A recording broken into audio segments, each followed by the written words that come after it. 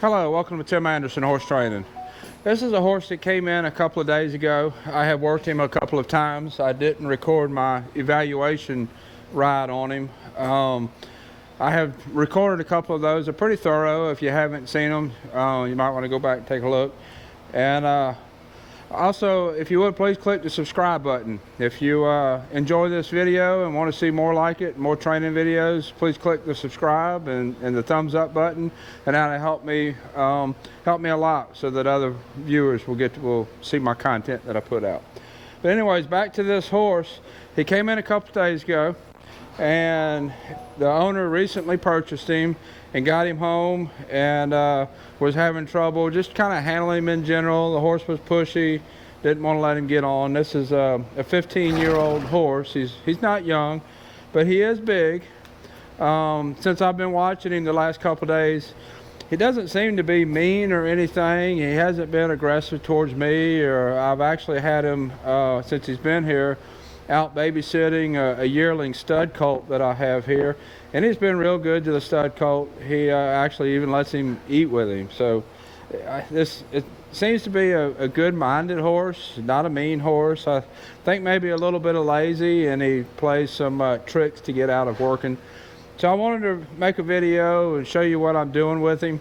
I think it'd probably help a lot of people that's kind of in a similar situation. It'll help you kind of see what to do with a horse just kind of being lazy and not wanting to work, not wanting to behave.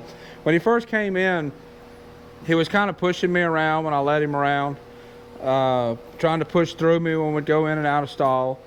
And so I've done a little bit of groundwork. If you've seen some of my groundwork and ground driving videos, I'm not huge into spending a lot of time teaching them to play games and come in and come back, and I don't spend a lot of time doing that.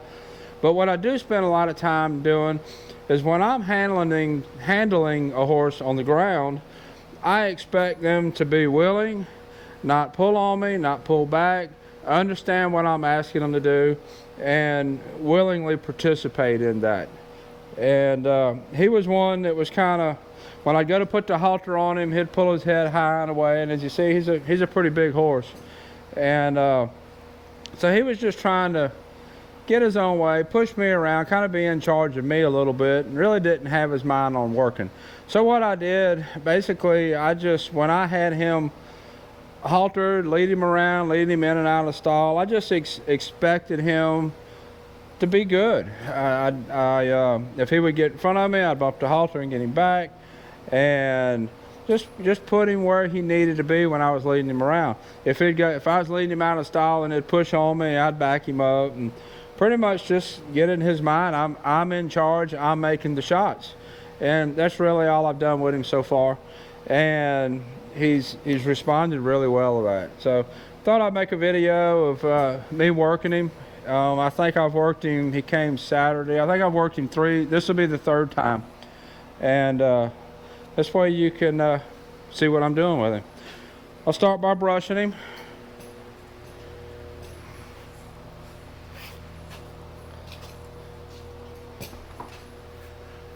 I'm not going to spend a whole lot of time grooming him. When we're done, I will give him a good rinse. I want to get him groomed good enough so that he looks respectable. But his reward after we work him is being groomed. That's kind of my mindset with most horses that are in training. Now, once they're trained and they're a good, productive member of society, I'll put a lot of time into grooming them beforehand.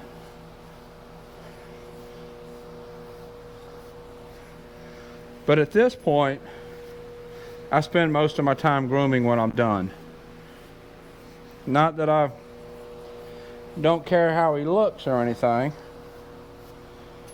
I want to use this grooming right now to get his mind on something's fixing to happen. You see, he startled at first a little bit, but when I started brushing him, his mind's on, okay, we're fixing to do something. We're fixing to get the mind on a job. And that, to me, at this point, that's what grooming is about. Getting your mind on a job.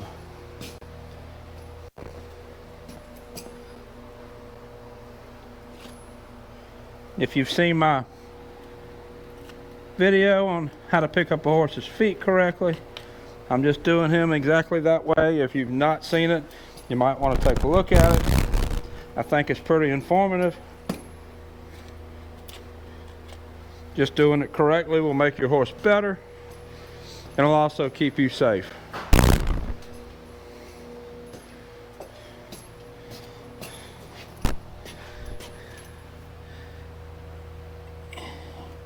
Give me your foot.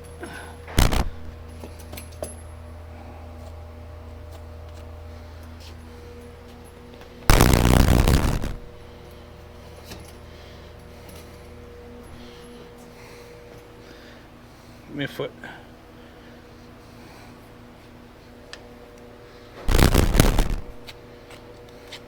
This is a pretty big horse. I don't know anything about his background or his breeding or anything. His feet are a little chipped up. He could use a trim, a little bit of hoof conditioner, but he seems to have very good feet. Seems like a very solid, well-built horse. Well, I say well-built, very solid horse. Not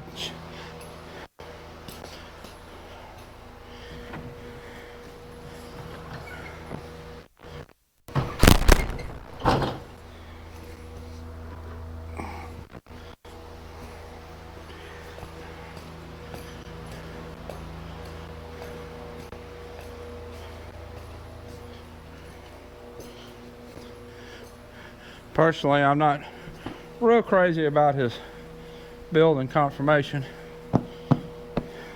but at this point that really don't matter.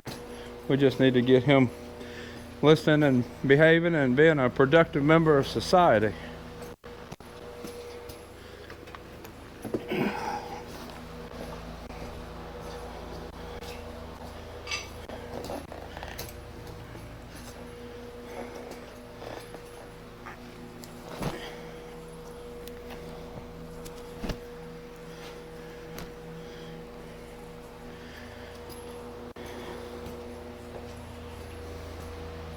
He's standing still good, even when I walk away like this to go get tacked.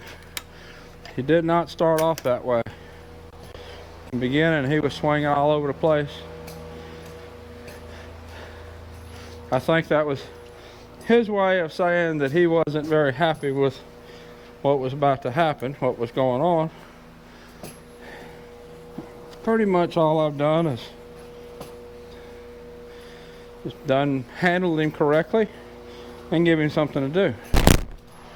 By something to do, that was lead correctly, go in and out of the stall correctly,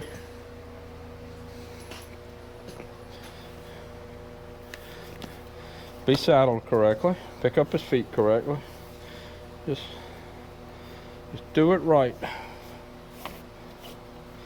I never tighten the saddle really tight here in the wash rack. I just get it just snug enough so it stays on.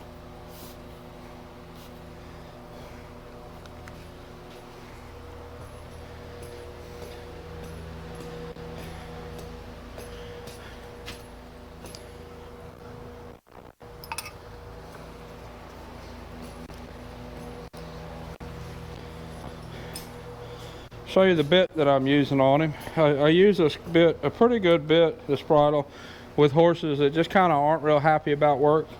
It's just a plain, smooth mouth ring snaffle, nothing special about it, except that it weighs maybe 2 or 3 pounds. It's physically kind of heavy. And the mouthpiece is light on their mouth, but the weight helps them pick the bit up and hold it in their mouth, which a horse that generally doesn't want to work generally opens their mouth, kind of evades the bit, things like that.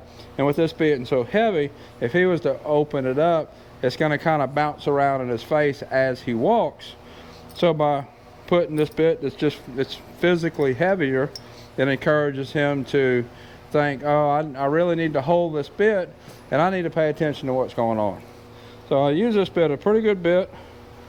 with horses that are just kind of a little bit heavy in my hands, they really don't want to work.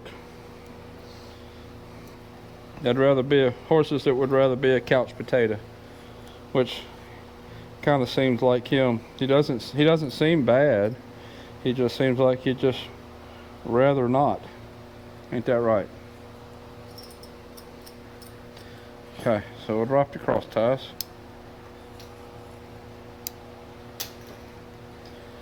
Put the bridle on. I'll leave the halter on so that I'll have something to hold him with if he goes to walk away or anything. See, I like that. He's dropping his head. He knows that bit's coming, and he's okay with it. He's not trying to evade the bit. First couple times I bridle him, he'll stick his head up and to the side. Now he does have his jaw clenched tight. All I'm going to do here is get the bit up between his teeth where his teeth meet, kind of rub it around just a little bit. I could stick my finger in his mouth, get him to open his mouth, but what I want him to do, I want him to learn to open his mouth when the bit comes to him, and not because, there we go, not because there was a finger there. So he opened his mouth and accepted the bit. I did not stick a finger in his mouth to make him open it and force the bit in there. To me, that's a pretty big thing. Now I want to adjust this bit so that it comes up close to the corners of the mouth, but I don't want any wrinkles in the mouth.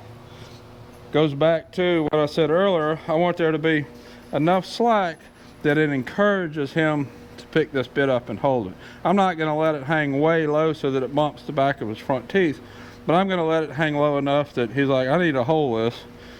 If I don't, it's a little awkward. That looks pretty good. Good boy.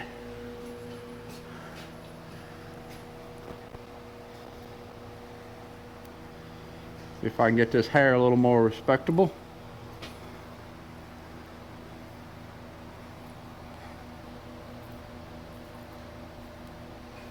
There we go.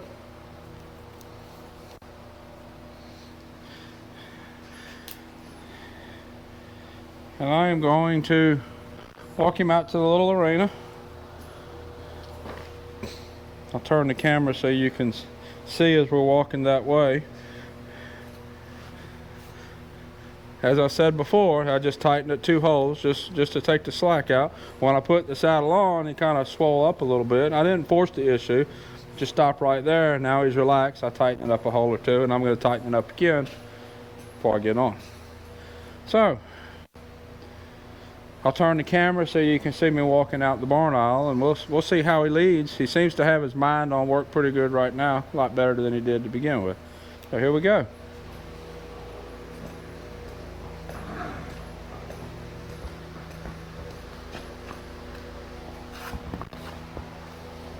Right there, he just started to get in front of me a little bit. I stopped him and backed him up. I'm gonna lead him back to you, and there we go. There he backed up on his own. With the horse that I'm getting close to this fan, I hope you can still hear me. I don't like that. Get your head away. With the horse that generally wants to be lazy, for me, most all horses, when I lead them, I really prefer them to be a little bit behind my shoulder. Back up.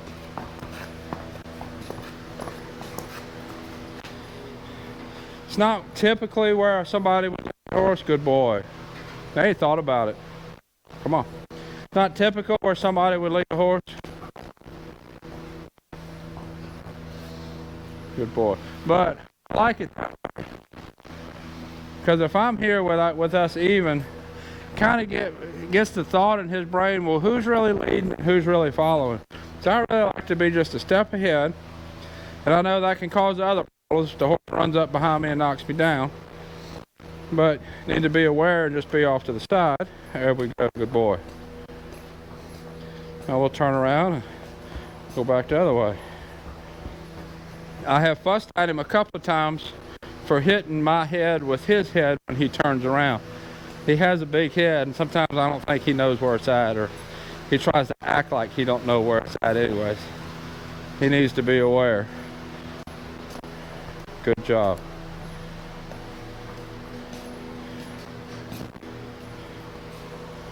All right.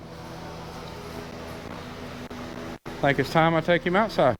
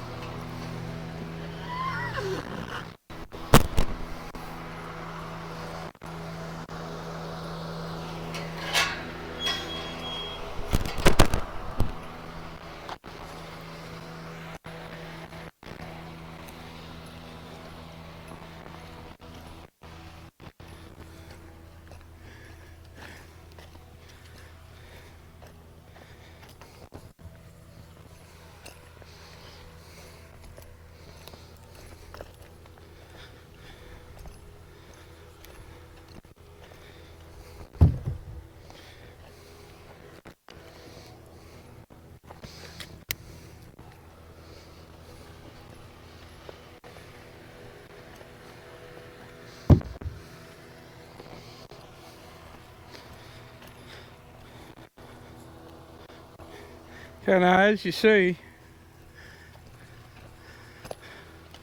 I'm not in a huge hurry to run straight to the mount block and get on him. This is all about getting his mind in the right place. He knows what's going to happen. He knows I'm going to be getting on him. He knows he's going to have to work. I want to make sure his mind is in a place so that it's okay with that.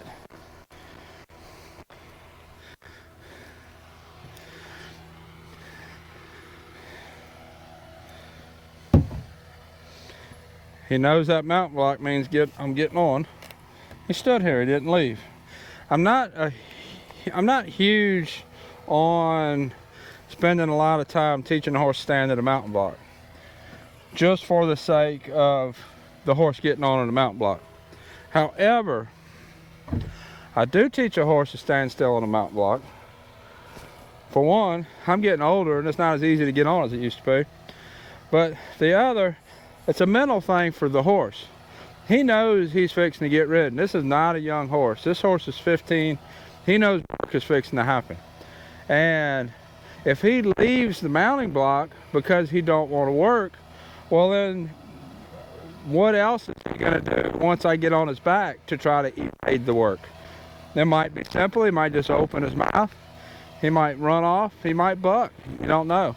But as long as he is okay in the mental state of I'm fixing to have to work here, standing by the mental block, the mounting block, chances are he's going to be okay with being ridden and work when I get on his back. A little different from a young horse. I mean, a young horse, once you get on the back, they don't know. So that's a little bit different. I'm talking about an older horse that knows how to be ridden and is getting a little bit of a tune-up. So now what I'm going to do, I'm going to go up to the top of the mounting block, but I'm not going to get on him. Don't want him worried about being ridden, worried about the mounting block. I'm going to encourage that the mounting block is okay. I'm going to pet on him a little bit. I'm going to get down. We're going to walk off.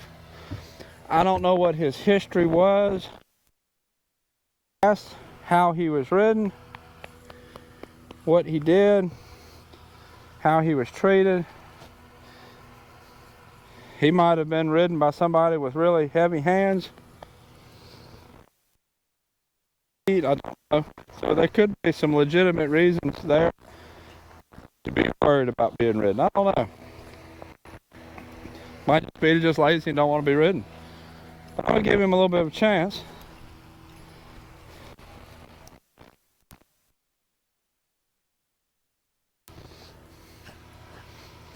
Come on. Good boy. Story behind this horse is he is supposed to be broke. He's supposed to be an okay riding horse, which nothing that I've seen so far really tells me that that's wrong. I can see that he could be a good, broke, well-riding horse, but I can also see that he looks like he's lazy and knows how to play some games to get out of being ridden and work too. So, see what happens this time. Now, if he was to walk off, what I would do here, I have this left rein in my hand, and I always keep one finger between the reins so that I can let the right rein go, hold on to the left, and basically just let him bend and go in a circle around me, whether it's walk or trot or however fast he leaves. That's how fast I'd let him go in a circle. Now, if I go to step up here and he goes to walk off, that's what I'm going to do. First time I put my foot in the stirrup, I'm not going to step up.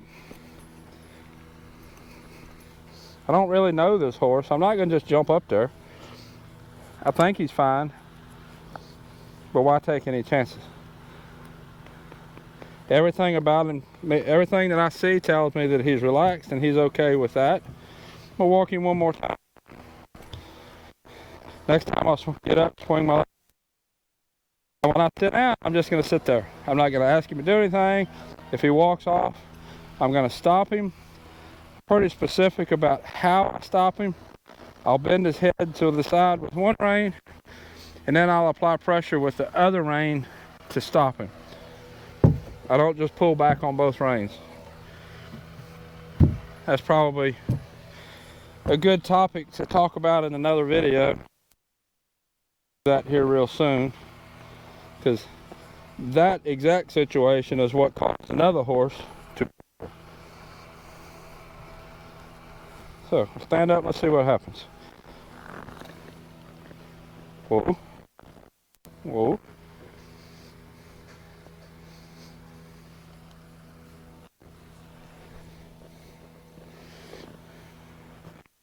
Good boy. Take a couple steps. Just made contact, asked him to stop. He does pay attention, which I expect him to pay attention.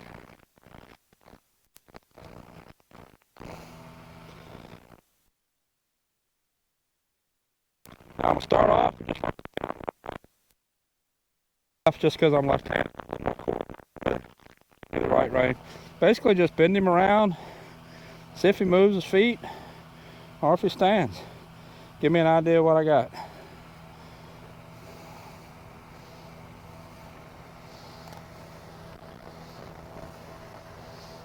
Go. Good boy. I like that. Backed up a couple steps. This horse has got a backup, I believe. He's trying to yield to the bit. A little bit. He's a little heavy, but he's not bad. Let's see what the right does. Good boy. I want to make sure I can bend his head back and forth, because that's where my steering is. I didn't really ask him to walk off. I'm going to hold his head to the side with my left rein and wait for him to stop. And if he doesn't, the right rein. Pull him to the left again. I know there's a mountain block there, and I know it's in the way. I expect him to figure it out. It's my responsibility to ride correct and balance. It's his responsibility where he's putting his feet. Good boy.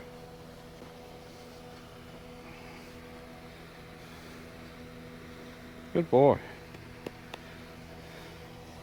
I like what I'm getting so far. It's a little heavier to the left than he is right. Doesn't really necessarily mean anything. It's just something to take note of. I just kind of bump my legs, ask him to walk off. Let's see what we get. So now, notice I'm asking him to walk off, but I got his head to the side. Don't really, of course, don't totally trust him. So I'm going to keep his head to the side with a little rein and know that I can trust him. Now I can walk off to the right.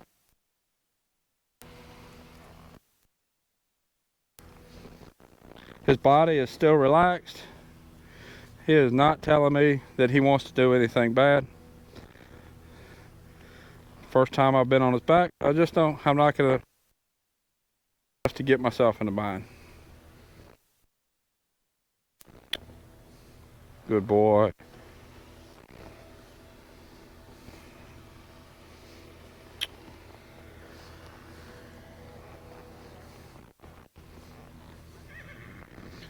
If you heard that horse that just hollered over there, that's the year he's been babysitting. and he called back to him. Buddy. So,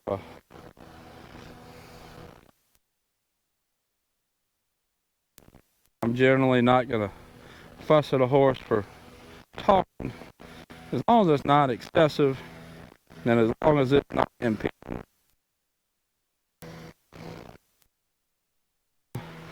Speed and direction, I'll let him talk a little bit. So, talk about speed and direction. Bring that up. You notice I kept that running and gradually just added a few steps. I wanted to make sure that I was controlling speed.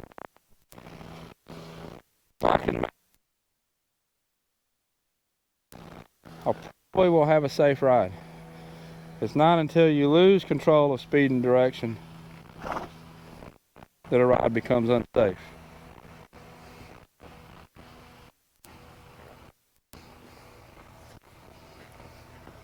Kind of on my hands a little bit, kind of pull him around.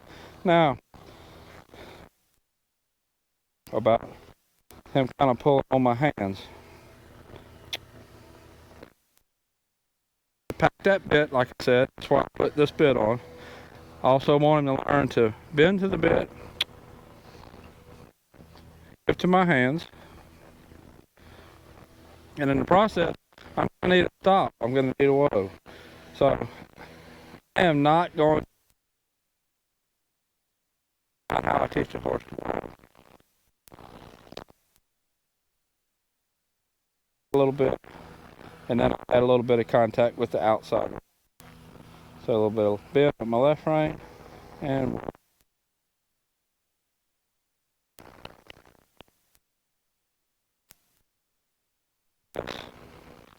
I'll step back. And this has been a pretty nice ride.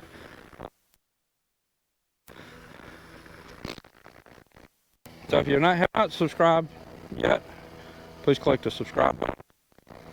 Click the thumbs up button. See you next time. Thank you for